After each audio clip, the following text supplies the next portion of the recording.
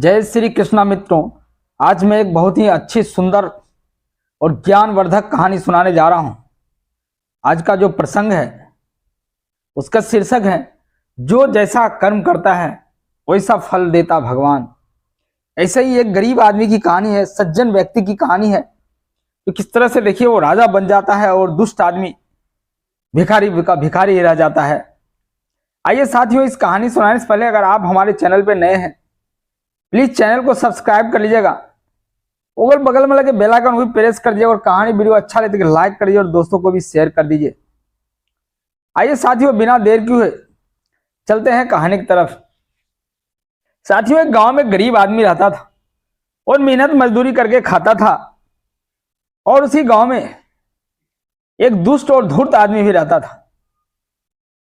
उसने सोचा क्यों ना ये सज्जन, ये जो बुर्बक है, मूर्ख है, इसको ठगा जाए, इसको ले चलते हैं बाहर में, कमाएंगे और फिर खूब हम खाएंगे।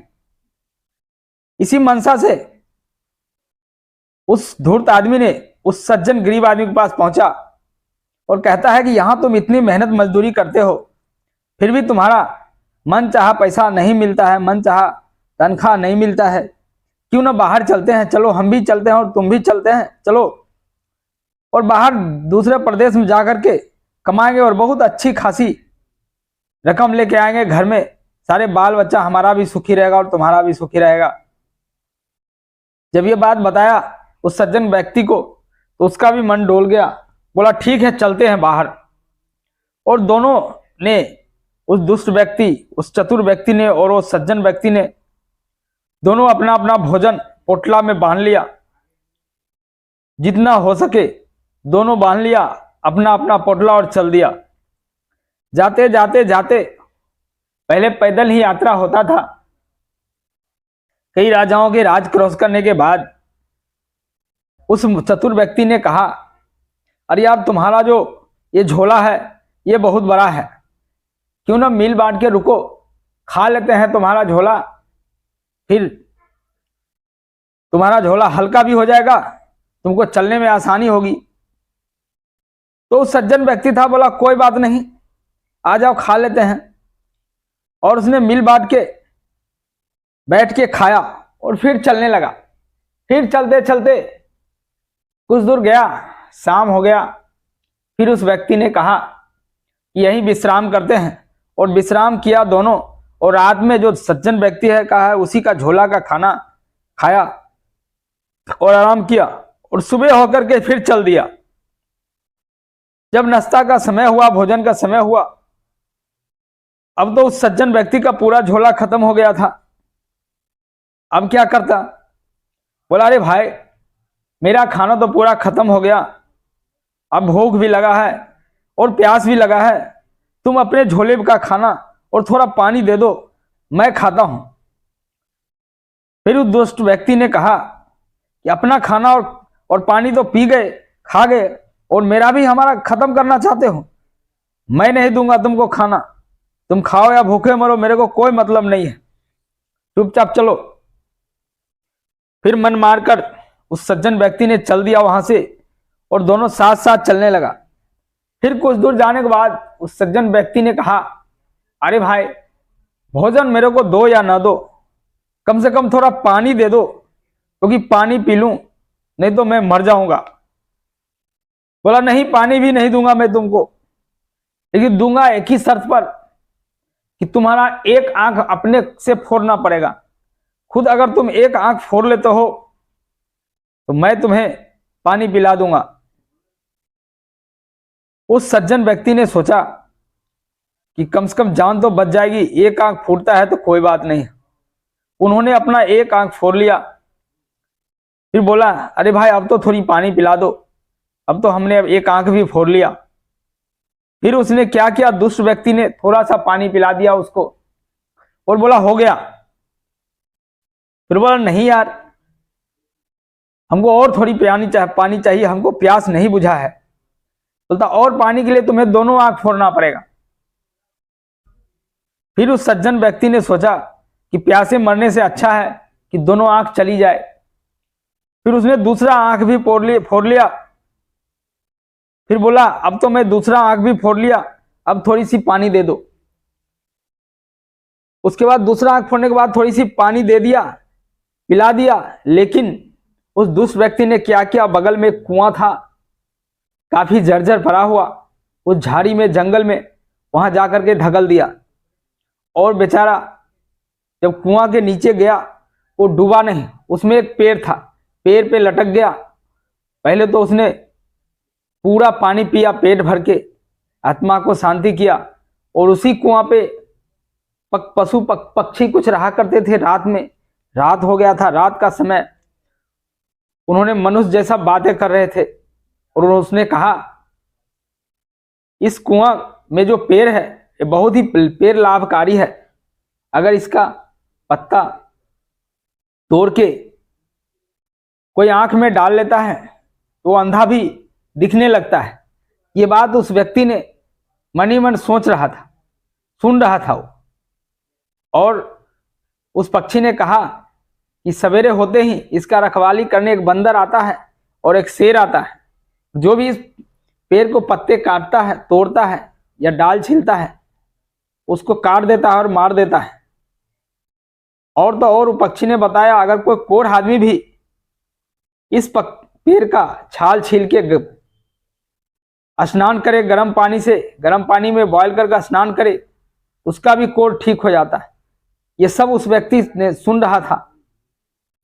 लेकिन उसमें से एक पक्षी बोला अरे भाई इस कुआं में तो सुबह से ही एक सज्जन व्यक्ति गिरा हुआ है, पड़ा हुआ है, क्या करें। बोलता है एक पक्षी, बोलता हम क्या करें, अगर उस व्यक्ति इस कुएं में एक पीपल का पेड़ है, उस पेड़ का पत्ता का जूस अपने आंखों में डाल ले तो ठीक हो जाएगा, लेकिन उसको रात रात में यहां से जाना पड़ेगा। फिर उस व्यक्ति ने क्या किया, पीपल का पत्ता का पेड़ का जूस निकाल के दोनों आंखों में डाल लिया। जैसे ही डाला उसका आंख ठीक हो गया। और कुछ पत्ता भी ले लिया और कुछ पीपल का पेड़ का छाल भी ले लिया एक थैला में, और वहां से निकल गया। वहां से निकला और जाते जाते उन्होंने एक नगर में पहुंचा, एक राजा के राज में पहुंचा। जिस राज्य के राजा के राज्य में पहुंचा, उस राजा के बहुत ही भयंकर बीमारी था, उसको शरीर में पूरा कोढ़ हो गया था। और उसने ऐलान किया था कि जो भी हमको ये बीमारी ठीक कर देगा उसको हम आधा राजपाट दे देंगे और अपने पुत्री से विवाह भी करा देंगे। इस बात को सुनकर उस सज्जन व्यक्ति ने सोचा कि क्यों ना मैं चलूं राजा के दरबार में। उसको जब ये पता लगा तो चला गया राजा के दरबार में और कहा राजा से, महाराज मैं आपका ये जो बीमारी है कोढ़ का, ये मैं 3 दिन में ठीक कर दूंगा। बोला 3 दिन में? हाँ मैं 3 दिन में ठीक कर दूंगा, लेकिन ये गर्म पानी करके मेरे को दबा करके आपको स्नान करना। बोला ठीक है मैं करूंगा। फिर उन्होंने दवा बनाया, पानी गर्म करके उस पीपल का पत्ते और उसका छाल डाल के और 3 दिन स्नान कराया और वो राजा बिल्कुल ठीक हो गया। तत्पश्चात उसने अपने राज्य का आधा राज्य उसको दे दिया और अपने पुत्री के साथ विवाह भी कर दिया। ऐसे ही समय बीत रहा था। कुछ ही समय बीता, एक दिन जब घोड़े पर सवारी करके उस सज्जन महाराज कहीं घूम रहा था, एक नगर में देखा वही दुष्ट व्यक्ति रोड किनारे घूम रहा था रास्ते पे, जो उसके साथ जो उसका आंख फरवाया था। जैसे एक दूसरे को देखा उसने पहचान गया। उन्होंने सोचा ये हमसे बदला लेगा, लेकिन वो सज्जन व्यक्ति ने ऐसा नहीं किया। उन्होंने सिपाही से कहा ये हमारे मित्र हैं, इसको आदर सम्मान के साथ ले चलो राजमहल में। और जब वो राजमहल में ले गया तो उसने कहा कि इसी को इनको खातिरदारी में कोई कमी नहीं आना चाहिए, ये हमारे मित्र है। तत्पश्चात जब उनको रात में भोजन दिया गया, भोजन कराया तो भोजन नहीं कर रहा था। तो उसके सिपाही और रसोइये ने पूछा क्या हुआ, आप तो मेहमान है, क्या दिक्कत है। बोला कुछ नहीं, मैं कुछ सोच रहा हूँ। बोला ठीक बताइए हमको क्या तकलीफ है। बोला ऐसा है कि तुम वादा करो तुम किसी को नहीं बताओगे। बोला मैं कहीं किसी को नहीं बताऊंगा। देखो ऐसा है, ये जो तुम्हारा महाराज है ये मेरा गांव का है और ये बहुत ही नीच जाति का आदमी है। मैं ये सोचता हूँ इसका खाना खा लूँगा तो मैं भी भ्रष्ट हो जाऊँगा। अब यही सोच कर मैं नहीं खा रहा हूँ। अगर ये खाना नहीं खाता हूँ तो ये अन्न देवता का अपमान होगा, यही सोचकर मैं नहीं खा रहा हूँ। धीरे धीरे यह बात महारानी के पास जा पहुंची और महारानी ने शोक में खाना पीना बंद कर दिया कि हमारा शादी एक नीच जाति से हो गया है। तत्पश्चात धीरे धीरे राजा के पास भी पहुंच गया। तो राजा ने बुलाया कि बुलाओ हमारे दुष्ट नीच दामाद को, जो हमसे झूठ बोलकर हमारे बेटी से शादी कर लिया। तब राजा ने उसको काला पानी का सजा दे दिया और बोला इसको मृत्यु दंड दो, फांसी पर लटका दो। जब फांसी पर लटकाने का समय आया, जब उसको फांसी पर लटकाने वाला ने उस राजा से अंतिम इच्छा पूछा तो बोला मुझे महाराज से मिलना है और महाराज से बात करना है। हालांकि राजा उससे बात नहीं करना चाहता था, फिर भी उसने गया, क्योंकि मरने वाले को अंतिम इच्छा पूरी करनी पड़ती है। बोला बताओ मेरे दुष्ट दामाद क्या बात है। बोला महाराज आपको गलत फहमी हुई है, मैं कोई गलत काम नहीं किया हूं, ना ही मैंने आपसे झूठ बोला है, लेकिन हमें फांसी पर लटकवाना है, लटकवा दीजिए। लेकिन आपकी पुत्री जो है वो हमारा पत्नी है, इसलिए हमें कुछ दिन का भक्ति दिया जाए और उसको जीवन भर के भोजन के लिए व्यवस्था करना हमारा कर्तव्य है। इसलिए मैं चाहता हूं कि कुछ दिनों के लिए 2-4 सिपाही हमको दिया जाओ और मैं सोने चांदी के खजाने हैं वो ला करके यहाँ दे दूं। तब राजा ने कहा कि ठीक है, इसको सिपाही और कुछ कामगार इसको साथ दे दो। फिर वो सिपाही और कामगार के लेके चला गया वहीं जहाँ वो पक्षी बात कर रहे थे, जहाँ खजाना छुपा हुआ था। वहां से बहुत सारे सोने चांदी के जेवर हीरे जवाहरात लाए और महाराज को हवाले कर दिया। तब महाराज ने सोचा ये तो हमसे भी बड़ा साधारण आदमी नहीं, बहुत बड़े राजा है, ये झूठ बोल रहा है। तत्पश्चात राजा ने अपने दामाद को पूरा राजपाट दे दिया और खुद अपने महारानी के साथ चला गया जंगल में। और कुछ दिन बाद जब फिर अपने राज्य में टहलने के लिए निकले राजा, तो देखा कि वो दुष्ट आदमी को पूरा शरीर कोढ़ हो गया है।